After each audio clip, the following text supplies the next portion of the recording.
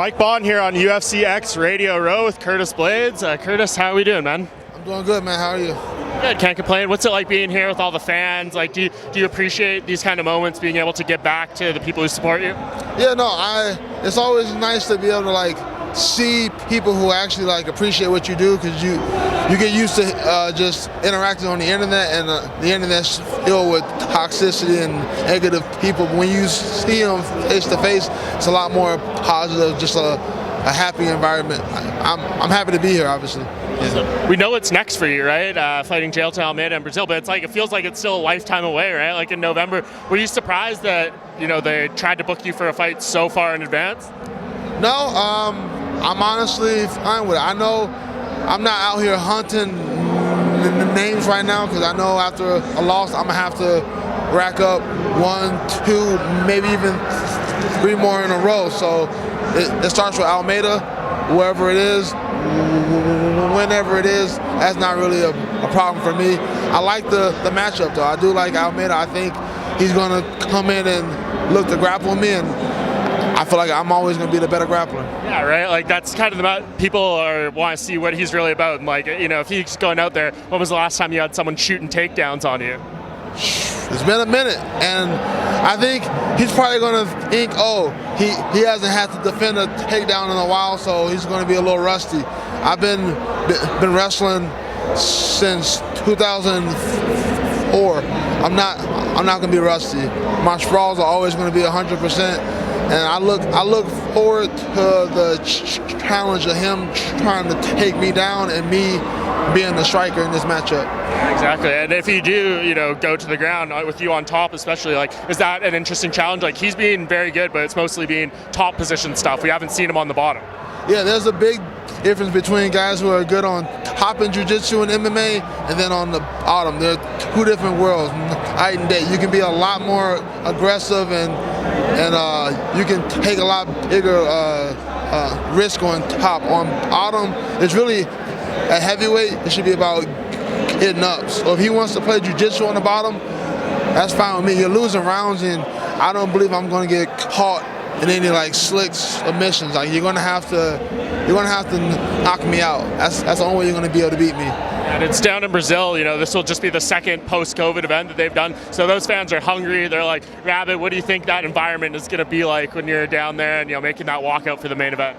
It's going to be hostile, but I'm used to that. I went to Australia, fought Mark Hunt. Obviously, he's not Australian, but he's right there in New Zealand. I got all that hate. It was okay. We went to England, fought Aspinall. We didn't actually get to have the whole fight, but we did the whole week leading up to it. It wasn't an issue. Brits were aggressive. I know Brazilians are notorious for their antics. I'm ready for it. I don't mind. You know how to rebound well from a tough night. When you look back though at the fight with Sergey, what do you feel went wrong on that night? Started slow. You can't start slow.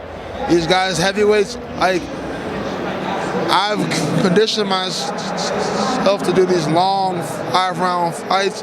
Most heavyweights, they don't want to do 5 rounds. They're sprinting out of the gate. I didn't sprint out of the gate. I came out, I was feeling him out, and he's coming hard, and I underestimated him, and I paid the price for that.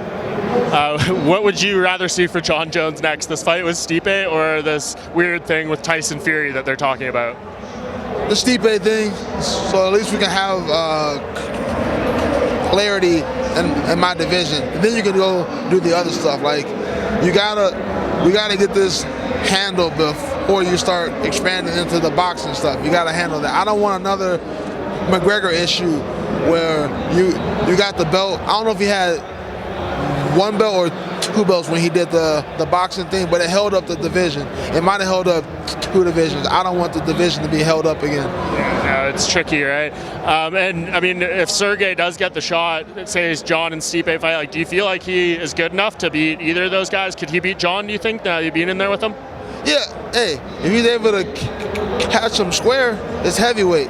Heavyweight's the one division where skill counts the least. Obviously, Jon Jones is 100 times more skilled than Sergey. But it doesn't matter if he just doesn't matter. So, yeah, I give him a shot. And how are you just handling the next few months of training, right? Like, you hear about it like 5 months out. I'm sure you have that goal, like you want to work so hard towards it, but you don't want to overwork yourself. So how do you work through a training camp like this that feels like it's, half a year almost? I listen to my coaches. They know the science behind it, like how to get me to peak at the right times. So I do whatever they want me to do. If we're having a down week, we have a down week. I'm not going to argue with you. We're going to go hard this week. We're going to go hard this week. And I believe that they have the best interest for me at heart. So I listen. I do whatever they want me to do. Sure, man. Well, I hope it all goes well. Appreciate the time. Always great to see you, and enjoy the expo. Thank you, man. I appreciate your time.